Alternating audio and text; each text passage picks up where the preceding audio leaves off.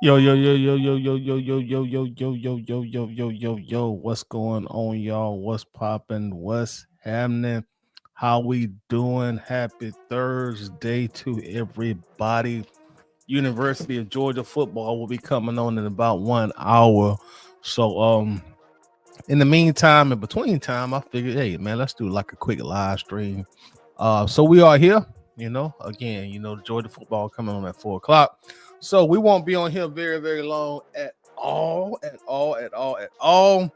You know, um, Hope everybody's 2025 is going according to plan so far, even though we only about 2 days into uh the new year, the new season in regards to the calendar. The Falcons season will, in all likelihood, in all probability, be coming to an end in less than a week. But stranger things have happened, so we're gonna see how that goes. We're gonna see how that goes. Um, and as y'all do come in, make sure that you do smash that like button for me. Make sure to share this on your social media, and I do want to go ahead and thank y'all for your support. The likes, the comments, the shares, they really have helped out a great deal and helping the channel grow. Thank you, I appreciate it. So I do thank y'all for that also. So yeah, continue to do what you're doing for your dog. Smash that like button, share the videos, and definitely continue to comment. One thing that I want to talk about is I want to talk about the Atlanta Falcons roster today during the stream. Like as you see the title, do the Falcons have a bad roster? Or do they have a good roster?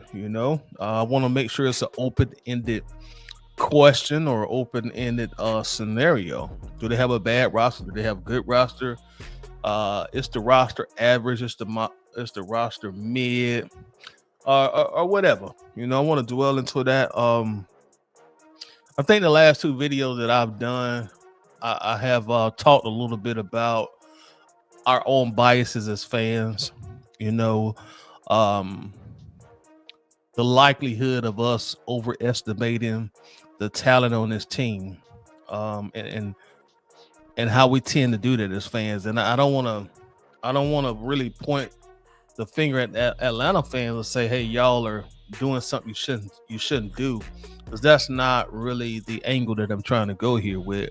We're no different than any other fan base, no matter what some of the Falcons critics of the fan base will tell you. We're just like any other fan base. Um, we get pissed off when our team are performing bad, and we are happy when they're performing good. But the Falcons fan base, again, like any other fan base, I think a lot of times our biases do um, put us in the situation that we will tend to overestimate our roster because of our biases, and overestimate the talent that is on the roster. So I want to come in and ask that question, and get some feedback from y'all in regards to the roster. Talk about that, and also break that down as well about the roster. So we are going to talk about the roster. And speaking of the roster, we had a Kyle Pitts sighting last game. He made a phenomenal catch on 4th and 11, or was it 4th and goal? I think it might have been 4th and goal from the 11, to send the game into overtime. Probably so far that I can remember, probably his best catch of his career in terms of impact. Although we still lost the game, that was a huge play, and he came through in a clutch for us. Speaking of Kyle Pitts, when back what seems like years ago now, back when Kirk Cousins was playing good football, Kyle Pitts was also playing good football. He was involved in the offense, and I really thought, or I really think, when we make a point to get Kyle involved in the offense, that's when the offense was at their best. That's when we were at our peak. Because when you get a guy like Kyle Pitts involved in the offense with his athletic abilities, although sometimes it looks like his mental abilities stall him out more times than we would like to see. Lackadaisical effort at times, and sometimes it seems like his unwillingness to really give it his all from a fan standpoint. But when he is on, when he's engaged and he's involved, man, he really makes the offense very potent, because you have to account for him. Defensive coordinators have to account for him, which opens up the field for the running game. Of course, Bijan, Tyler. It made life easier for Kirk Cousins at that time. But I guess we got to start speaking about Michael Penix now, since he's the quarterback. But it makes life easier for Drake London, made life easier, especially for Ray McLeod. I think he was the biggest beneficiary of Kyle Pitts playing good football, and also Mooney as well. Also Darnell Mooney as well. So it makes life easier for everybody involved. One thing about Kyle being the number 4 overall draft pick by the Atlanta Falcons, which was a very, very controversial pick at that point in time. Very controversial. And I think one thing about Kyle is we kind of hold that against him, because he hasn't been the player I shouldn't say we, but I'm saying we as far as the team. But he hasn't been the player that we thought he should be, taking him 4 overall, the highest drafted tight end in history. And then you look at the guys who got drafted after him. You're talking about guys who are going to probably be first ballot Hall of Famers. Jamar Chase, Penei Sewell. I think Surtain was also in that draft. But you look at the guys who was drafted after him, and it's like, oh man, we really screwed this one up. And based upon that, I think we hold some disdain towards Kyle because of that. When in all actuality, we shouldn't. The disdain should be toward the Atlanta Falcons front office. Kyle Pitts did not ask us to draft him at 4. He didn't come on. He never came on TV and campaign, hey, Falcons, I'm your guy. Draft me at 4. And I think we hold that against Kyle, when actuality, he's really just an innocent bystander in this. And also to Kyle Pitts' defense, this is why it was such a bad pick for the franchise, because in his defense, I think Kyle has had like 5 different starting quarterbacks since he's gotten here. And he's in his 4th year? Let's count them. Let's do a count.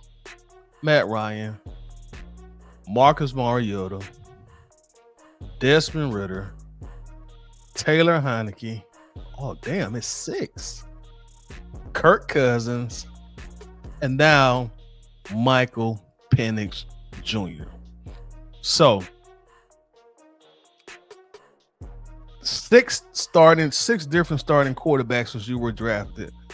So let's call it what it is, man. He got drafted to a franchise who really at the time don't know which way is up, and we still kind of don't know which way is up. So here you go. You taking this guy, this rookie tight end at 4.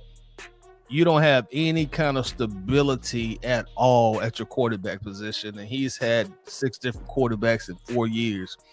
And with every different quarterback, hey, now you got to adjust to somebody new. You got to, the chemistry thing coming in. I'm not trying to take up for Kyle, but I'm trying to paint a picture of, there's a lot of circumstances involved in the disappointment of Kyle Pitts. It's not like Jamar Chase. When Jamar Chase got drafted, he went directly and played with Joe Burrow, a guy who's probably also going to be a first ballot Hall of Famer.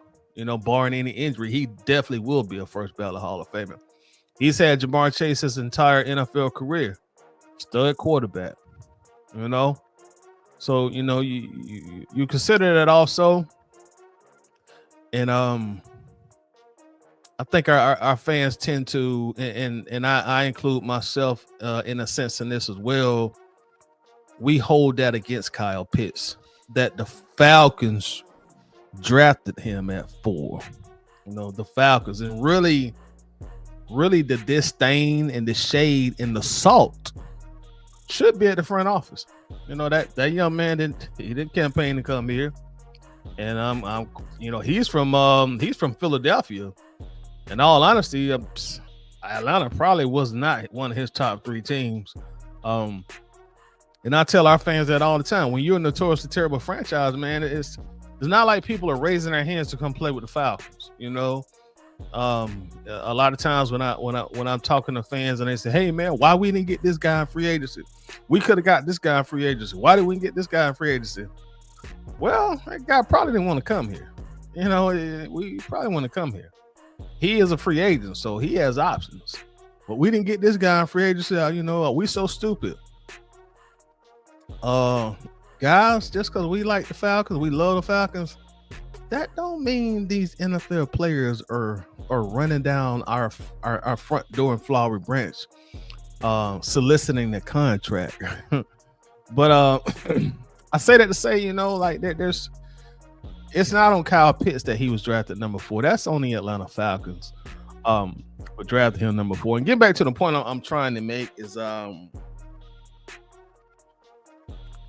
when we find a way to get Kyle Pitts involved in the offense, I really think that's when the offense is at its best. At least it was with Kirk Cousins, when we were actually winning football games. I saw a clip from Steve Smith today that I do want to share with y'all because it kind of correlates to what I'm speaking about right now about Kyle Pitts. So I'm going to share this real quick, y'all, and then we'll talk about it. This is Steve Smith, a French Hall of Famer, a big time rival of the Falcons. He used to get off on us. He was hard to deal with. I would consider him their version of Roddy White. But if you're a Falcons fan, you are very familiar with Steve Smith. Was an outstanding football player for the Carolina Panthers for numerous years.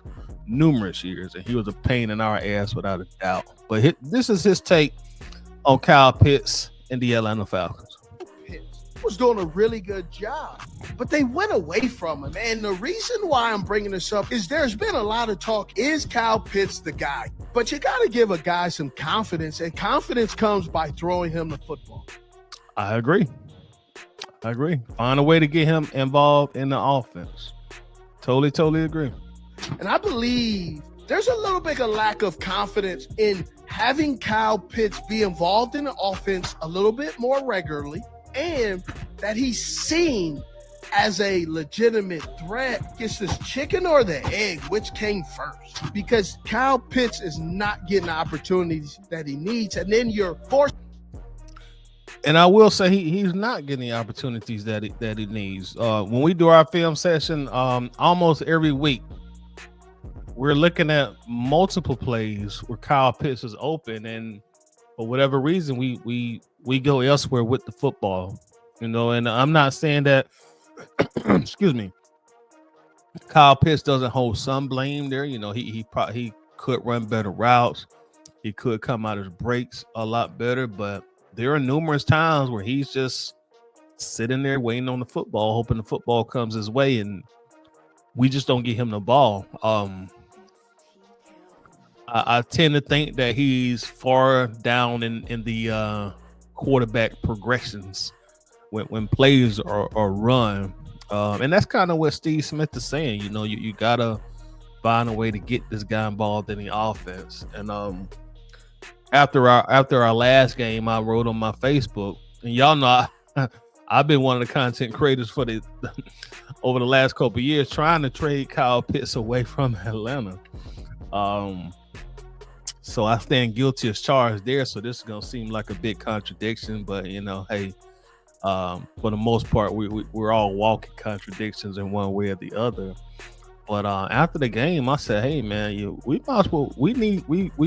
We should keep Kyle Pitts at least one more year. We've already drafted him at number 4. We've already given him the 5th-year option, so we might as well get our money's worth out of him. And maybe let's see if Michael Penix Jr. can unlock the potential, can unlock the talent. Because the frustrating thing about it, what makes Kyle Pitts a real big enigma, is you see plays with him and you see the flashes of brilliance. Going back to that 4th down play, that was a great play by Kyle. And even earlier in the game, when Penix hit him and he turned I think it probably was an 8-yard completion into almost a 30-yard. Well, maybe 30 is a stretch, but about a 25-yard completion. And you see that 4.4 speed is still there. The athleticism is still there. All of that is still there. It's just waiting for somebody to unlock it. And one thing about a young quarterback, man, running game is important for a young quarterback. Y'all know that. I ain't got to tell you that. Having a reliable tight end is important. And I think it would benefit us, to keep Kyle. Let Kyle and Michael Penix Jr. and Drake and all those guys, Mooney, keep them together. Let Kyle start to build excuse me. Let him start to build chemistry with, let Michael Penix, start to build chemistry with Kyle Pitts. Hey, we drafted him. He's already under contract, so keep him. I don't know what the Falcons are going to do. I don't know what their plans are. I know they've cut his snaps dramatically the last 3 games, so in their eyes, they may try to trade him. I don't know, but I don't think he's going to have a very high trade value at this point, especially with him only on a 1-year deal, because any other team is going to look at it like, if y'all are trying to trade him, well, shit, we'll just sit here and wait for him to hit free agency. If you're trying to trade him, we're not going to give you true value for him when we can sit here and wait on him to hit free agency. So I don't think the trade value for Kyle Pitts would be as high as we really would want it to be. So, hey, you might as well just keep him and see if he can end up being the Travis Kelce to Michael Penix, eventually becoming the Pat Mahomes of Atlanta. Just try to let them build with each other. Drake is still under contract. Mooney is still under contract. So hell, go ahead and keep Kyle. Let the young quarterback keep familiar targets around him. That gives them now an entire offseason to work with each other. Because of course, Michael Penix couldn't do that this offseason he was drafted because he was the backup. And the backups are not going to throw to the starters. But now, since he's the starters, he can have a full, complete offseason throwing to his number 1 pass catchers: Kyle Pitts, Drake London, Darnell Mooney. So I say keep Kyle. And if it doesn't work, hey, you squeeze as much juice as you could out of that lemon and you tried it. But you've already signed him to the 5th-year option. So, hey, you might as well see it through. Forcing him to go almost 2 quarters and not getting targets. Guys got to get in rhythm. And I don't think they're giving Kyle Pitts the opportunity to get in rhythm. And it's affecting his game. I agree. Let's go back a little bit on that. Yep. So there's been a lot of talk. Is Kyle Pitts the guy? But you got to give a guy some confidence. I was trying to fast forward. There we go. Because Kyle Pitts is not getting the opportunities that he needs, and then you're forcing him to go almost 2 quarters and not getting targets. Guys got to get in rhythm, and I don't think they're giving Kyle Pitts the opportunity to get in rhythm. That part I do agree with. And again, this is coming from a French Hall of Famer, and this is what he's seeing. And this is not him looking at the Panthers. This is him looking at the Falcons. Like, hey, you got to get this guy in rhythm, man. It's y'all know the old saying with basketball. Hey, point guard, get your shooting guard in rhythm, man. He's had 3 consecutive games where he scored less than 12 points. Start this 4th game out, and you make it a big priority to get him in rhythm, because the talent is there. You've seen him do it before, so go ahead and unlock him. And I'm hoping Michael Penix can be the guy to unlock him. So I'm all for keeping Kyle Pitts another year. And again, we started the hashtag Free Kyle Pitts campaign on this channel, so it definitely is a contradiction on my part, but keep him. Go ahead and keep him, because I don't think the trade value is going to be very, very high at all. But yeah, that's my spiel on Kyle Pitts. Let's go ahead and talk about this roster real quick, y'all. I was on the eye test last night. Shout out to John Harris and shout out to Winston. I was on the eye test, and we had a great show. I do suggest that everybody go back and watch it if you didn't have the opportunity to watch it last night. But y'all know how we rock, man. We go in the wee hours in the morning. So if you didn't get a chance to watch it, I'm saying last night, but really earlier this morning, go check it out. One thing that I was saying on that on their show is I was talking about, like, hey, the roster really ain't as good as we think it is, and this is before they even released the Pro Bowlers this morning. I said, how many Pro Bowlers are really on this team? I was saying, once you get past Jesse Bates, Chris Lindstrom, and Bijan Robinson, the rest of the roster is kind of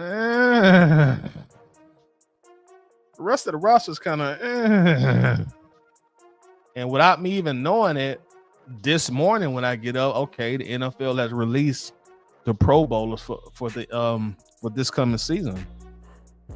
And we got 2 guys that made it. We had Kadero Hodge and we had Chris Lindstrom. Shout out to Kadero Hodge, but he made it for special teams. So I don't want to say I'm not saying I don't count that, but I'm saying that's special teams. That's not a guy that's playing every single snap and making a very significant impact to the team. That's a special teamer. So you got Chris Lindstrom. He made it for the 3rd consecutive year.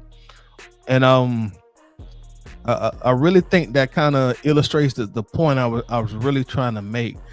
There's not a whole lot of studs on this team. Once we get past who we feel are studs as Falcons fans, and that goes back to me saying, like, hey, we're overestimating the talent on this team because these are our guys. I also made an example. I was like, look, if you go ask a avid Pittsburgh Steelers fans, hey, what studs do the Falcons have on their team? They're gonna probably name Lindstrom and Bijan and Jesse Bates, and after that, it gets real spooky once you get past that.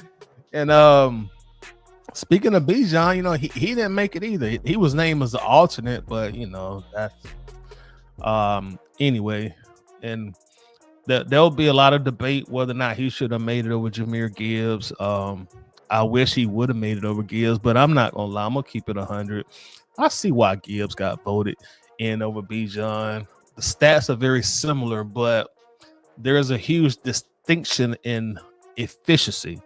Jahmyr averages about 5.6 yards per carry, and Bijan is averaging about 4.7 yards per carry. 1 yard doesn't seem like a big difference, but when you're talking averages over a year, over a season, man, that's a huge difference. So I can see how Bijan got it. But again, like there's really not a whole lot of real just studs on this team. Like just beasts.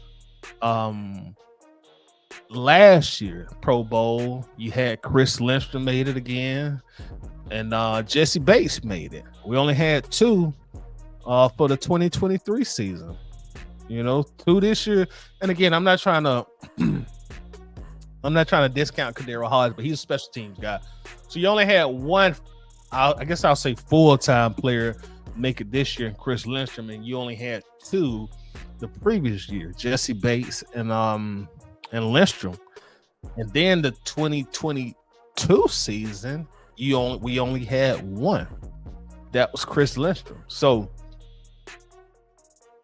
once you take Lindstrom out the equation, you don't really have a consistent guy that says, hey, he's a perennial Pro Bowler. You know, we don't really have that. You know, Bates has only been here for 2 years. He made it one of those 2 years. But we don't really have that in Atlanta. And I'm going here to say the roster is probably not as good as we think it is, or as good as we want it to be, or as good as we have proclaimed it to be. And that's why getting a good quarterback in the offseason was so important and so paramount, because we needed a quarterback to lead this team and step in and fill a huge void, because we didn't have a whole lot of just dog talent on offense and defense. So you need a quarterback to step in and lead this team to victory. So losing Kirk Cousins, man, that was a real big issue. And if we barely getting Pro Bowlers, then you know we ain't getting any All Pros. So I don't think this team is as talented as we like it to be. I don't think it's as talented as we claim it is, because one thing that I've frequently seen from our fans when we talk about this team is somebody say, well, with all this talent, they'll start their argument or their perspective with that statement. Well, with all this talent, they may say, well, with all this talent, you know, we should be winning more games. Well, with all this talent, we should be scoring more points. Well, with all this talent, we should play better defense. And then you ask yourself, well, all what talent? Yeah, BJ understood. Yeah, Tyler Algier, you know, he's a very good running back. Drake London is a very good player. I like Drake London a lot, but he's not a great player. Not yet. He's not a great player yet. You know, you look at the offensive line. I think the offensive line is very good, but Chris Lindstrom, that's your one just dog beast that's on that line. Defensive line, that needs a lot of work, which is probably why they drafted 3 defensive linemen in the draft. But before this game comes on, man, let's just talk about the roster, man. Y'all tell me, what do y'all think about this roster? I'm gonna bring Coach on here also. Coach, how you doing today, brother? What's up, brother? Can you hear me? Yeah, I can hear you just fine, man. How's it going? Great. It's going well, man. Can't complain. Out here getting this money on. Hey, I heard that, man. Hey, continue doing that, bro. We won't be here long, man. Game started at 4, so you know we'll probably wrap this up probably within the next 25-30 minutes at most. But Coach, tell me what you think about the topic, Coach. Like, am I tripping? The one thing about Coach, he gonna tell me if he think I'm tripping. That's for sure. That's for sure. Yeah, that's for sure. Nah, bro. I mean, so I don't agree with you, but I don't think you're tripping though. I can see where you're coming from in saying that. I think it is. I think when people say all that talent, well, I can't speak for people. I'm gonna speak for me. When I say all this talent on this team, I'm looking at the projection. Meaning, if we had a competent quarterback, if we had competent coaching staff, we absolutely have a dog. Like we have the ingredients to make a great cake. Right now, they all just separate. You got your flour over here, your eggs over here. But when you get a good quarterback and a good coach, and when you blend that thing up, boy, this thing gonna be smacking. You know what I'm saying? But I feel what you're saying. As in right now, yeah, right now I can see that. I can see that. Yeah, and again, like we're no different than any other fan base. I think every fan base probably overestimates their talent to a certain extent. The vast majority of fans do, because we're fans. We wanna look at this team like, and I'm not trying to make a strict comparison, but it's almost like you want to look at your kids like, hey, I got the best kid in the world. You know what I mean? Right. You're like, I got the best team in the world.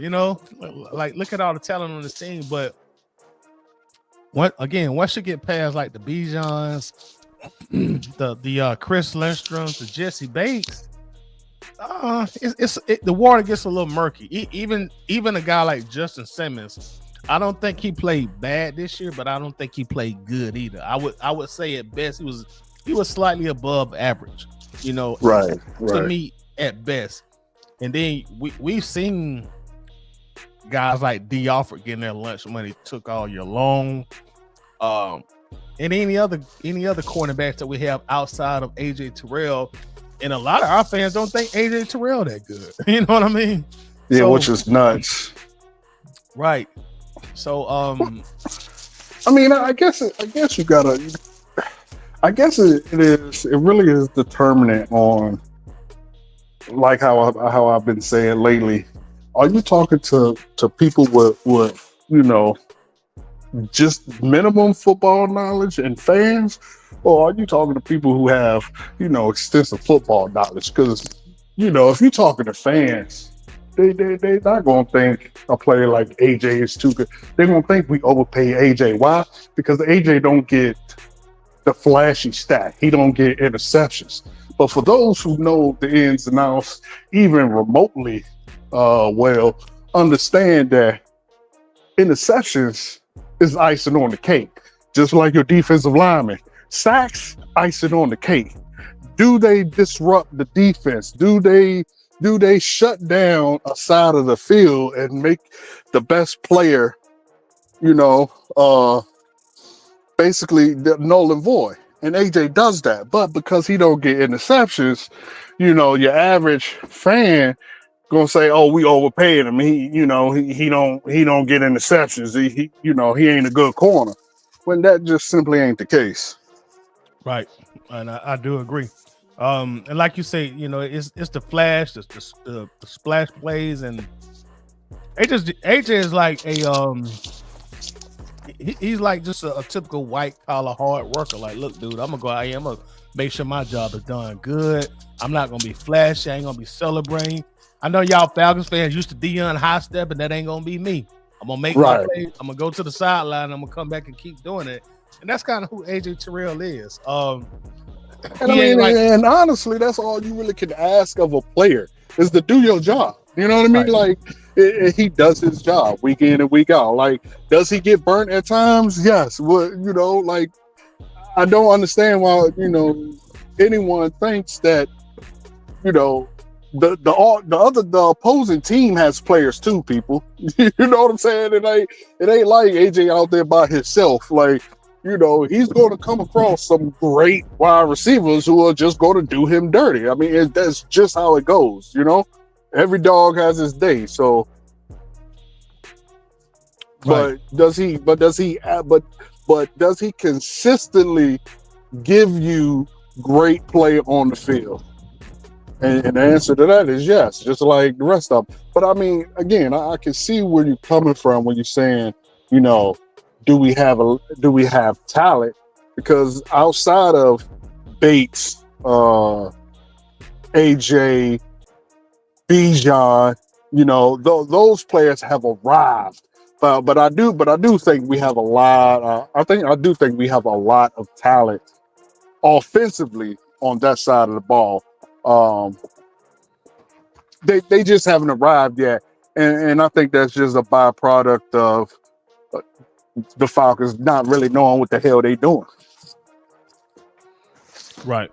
Exactly. And like you said, when you say they haven't arrived yet, that's definitely a good point that you make, and that's I was hoping that Kirk Cousins would get some of those guys to that point, but looks like Michael Penix hopefully will have to be the guy to do the job for us. Let me jump in these comments real quick, Coach. Yes, sir. Excuse me. Daniel Berry Sports Highlights in the building. What's going on, Daniel Berry? Man, appreciate you coming in as usual. Rusty Moore answers the question, do we have a bad roster? He says no. One of the best running back duos in the league. One of the best offensive lines in the league. Above average receiving threats. Defensive line is average. Linebackers are the weak spot. And secondary is legit aside from cornerback 2.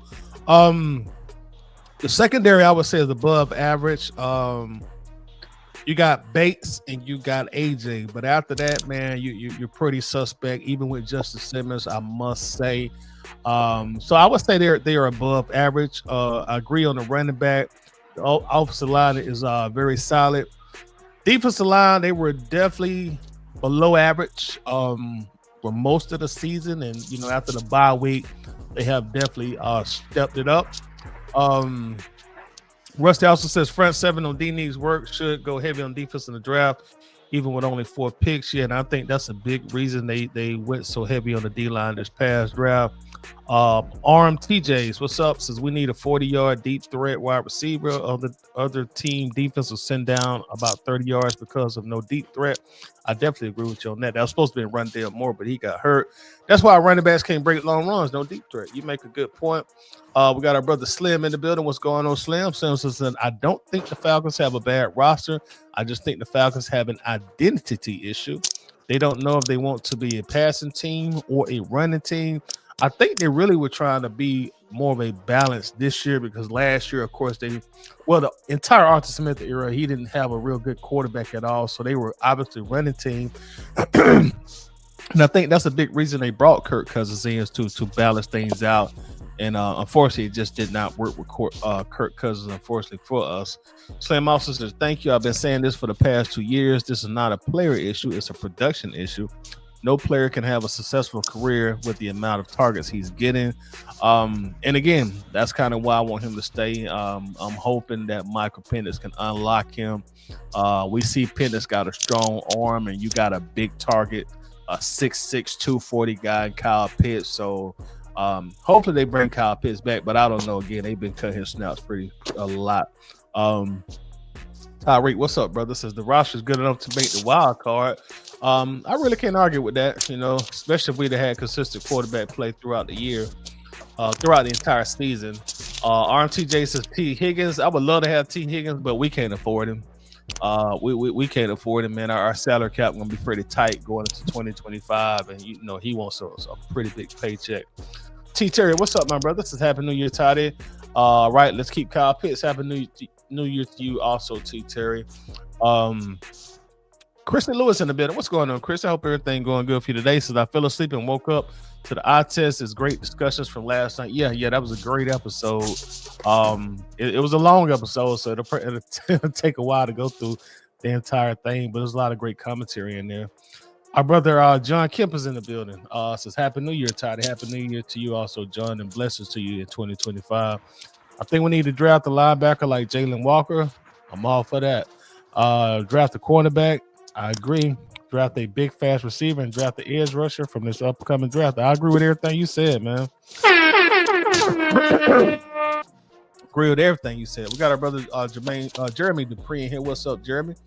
Says what we talking about. We're talking about do we have a good roster? And then we talked about your boy, Jeremy. We talked about Kyle Pitts early in the show.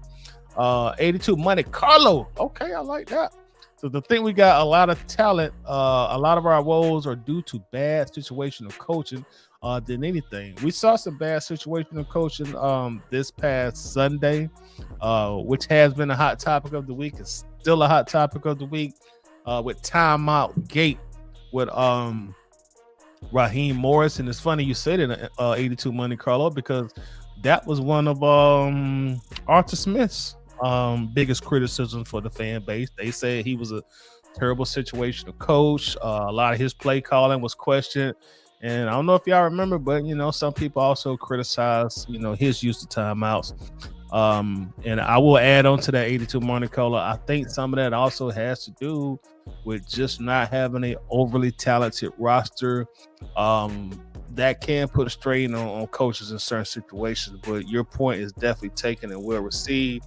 A1 Forever in the building. What's up, A1? Y'all make sure to check out A1 here on YouTube at A1 Forever. Everywhere on social media, Twitter, X, TikTok, everywhere. Instagram. That's my guy. 82 Monte Carlo also says teams have done more with less. DS Sorley is in the building, since we do have a bad roster, good top end, but after that, it's not good. That's kind of where I'm at with the DS Sorley. I think we top heavy, and after that, you kind of, scraping at that point. You're going to depend on everybody up top, and after that, it kind of gets, very, very murky. Coach, speaking of the roster, Coach, I'm going to ask you to do an exercise with me here, if you don't mind, sir. You still there, Coach? Well, I think we lost Coach, so I'm sure he'll be back. Nope. I'm still here. I just put myself on mute. Okay, cool. All right, Coach, this is what I want to do since we're talking about the roster. And with you being a coach, this is going to go well. I'm going to go through the entire positions, and I want you to give our positions a grade from 60 to 100, just like we do in schools all across the world. So you grade them from 60 to 100 and grade the entire room, not not just a player, but the entire position room. So you saying like the wide receiver core, the linebacking core, the safety core, the defensive back core? You mean like that? Exactly. Yes, sir. Okay, gotcha. All right, so let's start at the top. Coach, what's your grade for the quarterback room? Okay. Let me get some more clarity. Are we saying right now or potential? Right now, today. If you got to play a game with them tomorrow, what grade would you give that quarterback room? I will give the quarterback room a C. We'll do it, and I know we normally do letter grades. Do it in a monetarily. I will give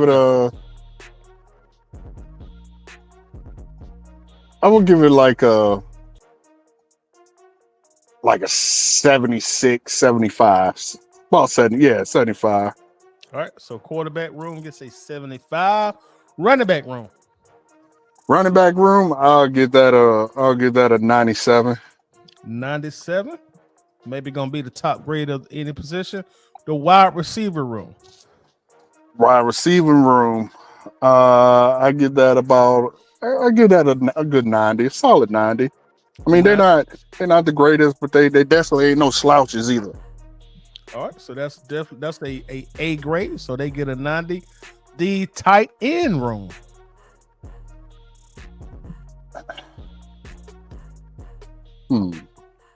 That's a hard one because you have one that blocks at great. He did everything he does is great. He's just not speedy. Then you got Kyle Pitts. I'm gonna go with 84. 84, like Roddy White. I'm gonna bypass the fullback room. We got one on the roster, but I think he's on injured reserve. Let's skip that one. The tackle room, and we're including all tackles, left and right tackles.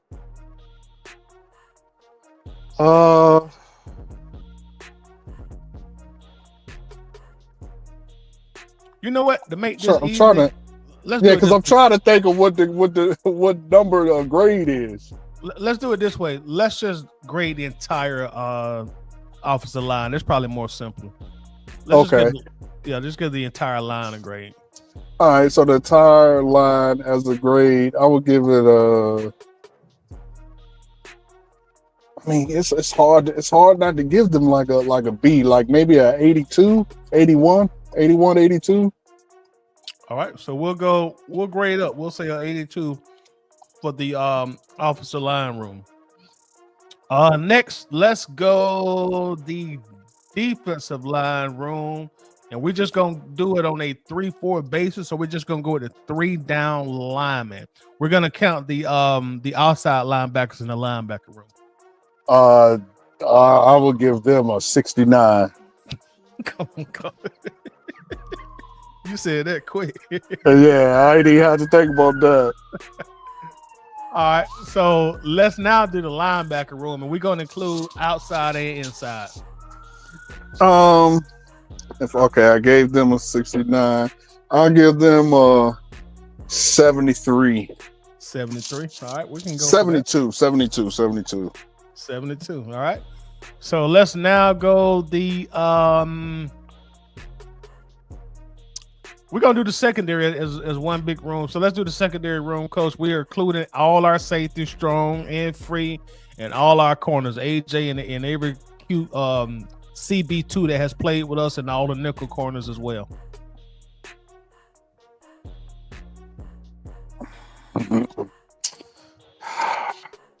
That's so hard because you got some that'll drag the other spots down. So overall, as a whole, yeah, it's got to be a low score because even with 100, you get an 80, that drops you down tremendously. So I would say like 75, 74. 74. All right. Now let's go special teams room. We're going to look at the punter, the kicker, punt return, kick return, all in one room. 60. Dang. Because you got Young Waku with no fault, and that's no disrespect to the guy that's off the practice squad or wherever he from, but yeah, all right, they're pretty horrible.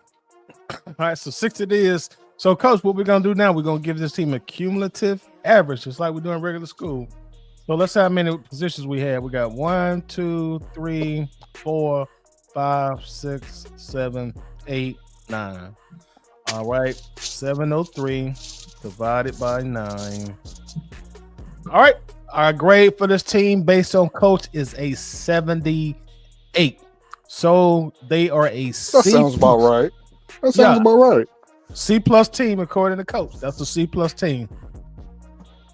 And I'm with you on that. That sounds about right. That sounds about right. So I wouldn't say it's a bad roster in closing, but it's pretty much it's an average roster, mid roster. Yeah, it's very mid, absolutely. Yeah, I think the kids nowadays they're gonna call that a mid roster. Yeah, I can deal with that. Yeah, I agree with that. All right, so let me ask you this, Coach. With us now saying, okay, this roster is pretty mid, or it is mid. I don't want to say pretty mid because then I'm trying to create a narrative. With a mid roster, what would you do in the offseason? You don't have a lot of money this year. You ain't broke, but you don't have a lot of money to spend. And you're gonna end up with probably 4 or 5 draft picks. So I think we're gonna get some comp picks too. So what you doing in the offseason? And I'm asking you to be realistic on this. I'm not saying like, hey, go trade for Max Crosby or go get Micah Parsons. Be realistic. I don't think that stuff is realistic when I hear people say that. Yeah, it's not. It's definitely not. So realistically, what would you do to improve this team? And I'm gonna say it this way.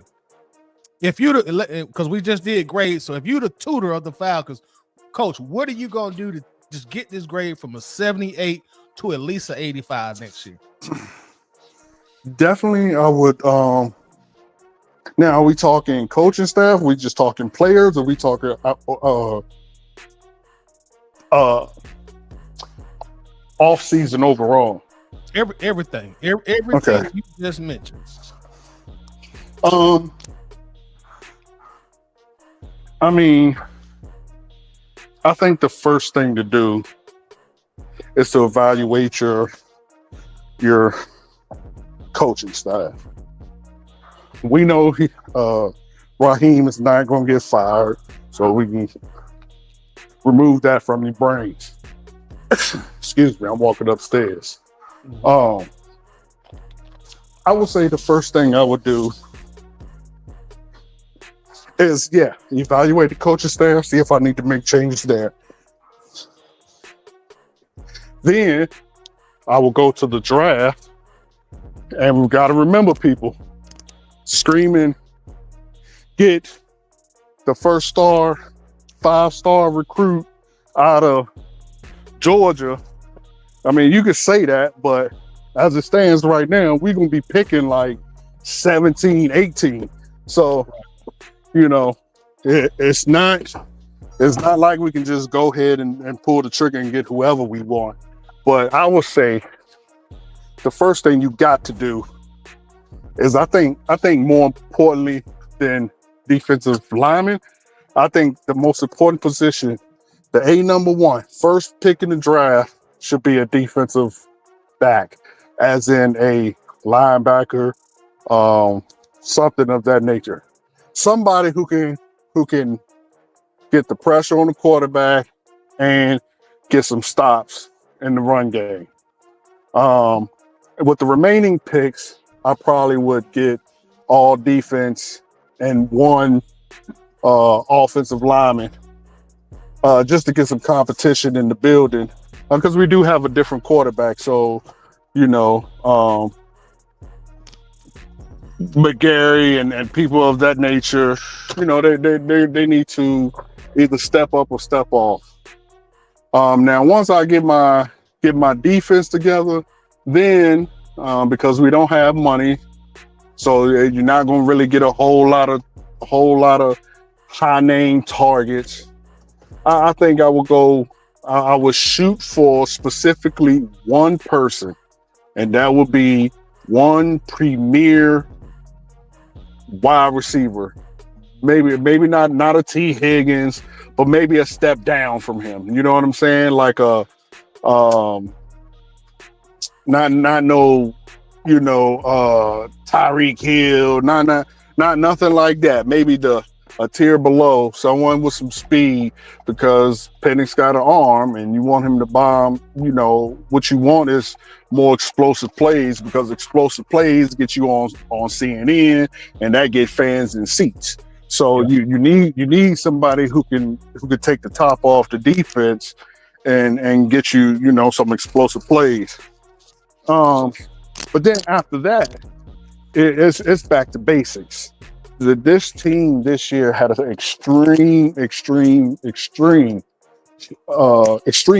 big problem with penalties and doing things that they don't normally do. So then I would just get back to basics. Portray what we are. We are run defense. Should be a lot of play action. I will reformat the playbook. Lots and lots of play action. A lot of things that allow Penix to show off, get people downfield, and then let's ride. I mean, I don't really think, unfortunately, we have holes. Every team does, but I don't think they're escaping, as everyone tries to say. Yeah. Let me ask you this, Coach. Year 2 at Michael Penix, like, where do you need him to be? And I know that's going to be asking a lot for a guy who only going to end up starting like what I think 4 games this season, 3 games this season. Like, where do you need him to be next year in order to kind of push this team to another level? Like, where do you need him to be? What do you need his progression to be next year? That's a great question.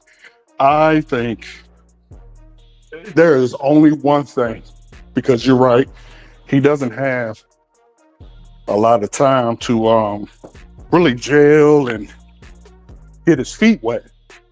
He's only gonna have what, 3 games? Yeah, 3 games.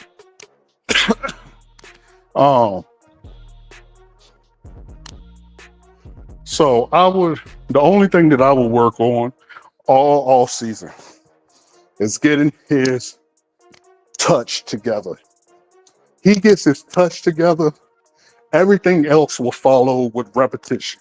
So the entire off season, I know that you get fined, but I'll be like, you'll get fined if they know. But I'll be like, hey man, come on over for a cookout.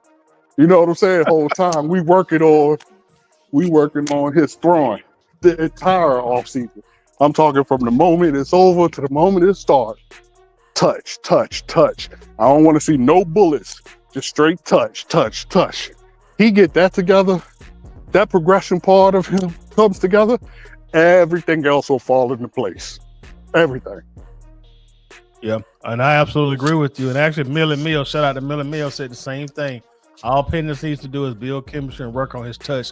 I think all of us who is watching this team, like we're all in the same boat on that. He has to work on his touch. We can't be too critical of him because I'm not. Because at the end of the day, it's game 2. But right. that you got to get together, brother. Right, because it's blatant. Like that's what jumps off on the film when you watch it. It's like, oh, you got to work on your touch, man. Like, absolutely. Well, to the non-fan only of us, you know what I mean? Because everybody, those diehard fans. What are you talking about? He don't need. Okay, bro. If you say so. But those who have football eyes, he absolutely has to get that touch together. And if I was the coach, that literally would be the only thing we work on all season. Yeah, I agree. And hopefully Penix and I know these guys got lives after the season, and you want them to get away and get their mind right and relax, spend time with their family and go on vacation. But I'm hoping like after they do that, they come back a little early, and they don't have to do this with the Falcons, but by themselves, like, hey Drake, hey Mooney, hey Kyle, if you still here, hey man, let's go down to Miami, man.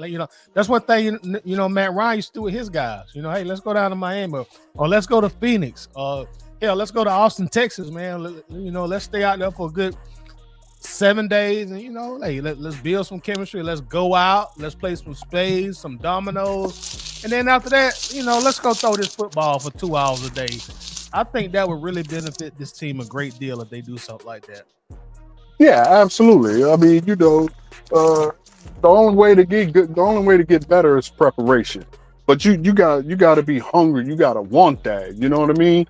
And if he wants to be a great, then he will. If he wants to be another Johnny Manziel, then he will. Right, you're absolutely right. And also, let me give a shout out also to our resident Denver Bronco family member DB94. He just gifted 10 Atlanta Bird Game memberships. DB94, man, I want to thank you a whole lot for that, man. You've shown a nothing but love, since absolutely. Become a part of the family, man. Always in the chat, and always saying like a lot of inspiring things from a different fan perspective. And even when I don't like read his comments, I look at them and I take them in because I like this. I like to see what people who not fans of this team think about this team, because coach, they don't have the biases like we do, bro. You know what I mean? No, absolutely not. Biases. And I love, when he gives his insight on the team, because he's not looking at it from a biased mind state. Because I know sometimes I get up here, I'm a little biased, but shout out to you, DB94, man. I can't thank you enough for, showing loyalty to us and just showing us a bunch of love, man. We do appreciate it. And salute to you, bro, and Happy New Year to you as well. Coach, your team won yesterday. Y'all won in the nail biter, so we got Georgia about to kick off now. Before we get out of here, Coach, any closing words you got for us, bro? Nah, I just hope that you guys take it more seriously than we did, because they went up, and because they went up, the second and third quarter, the offense took off. So I hope y'all take this serious, because I don't ever want to see that again. That was ridiculous. But we got the dub, so it is what it is. But good luck Actually, hell no. All that smoke y'all be giving me, I hope the dogs get blown out. don't do that, coach. Don't do it like that. Nah, but yeah, good luck, man. I hope it's a good game. That's what I hope. Yeah, hope so. You know, we got we kind of like the Falcons. We're gonna have a new quarterback, you know, in the big game. So we're gonna see how that goes, man. But with that said, let me thank you, Coach, for coming through and chatting with me, man. As always, I do appreciate it, man. Thank you very Yes, much, sir. brother. Thank you to everybody in the chat. And also, Coach, I'm working with the health department, man, and maybe we will get this ban lifted and maybe we can do the Wi-Fi tomorrow. They're gonna let me know something tomorrow. Hey, that would be great, man. You know what I mean? I'm just driving by looking at it all boarded up, like, man, what in the hell? So we working on it, my brother. But with that said, I'm Toddy. That's Coach. We thank y'all. Y'all be easy. Have a good one. All right, gone. Appreciate you, Coach. Yes, sir.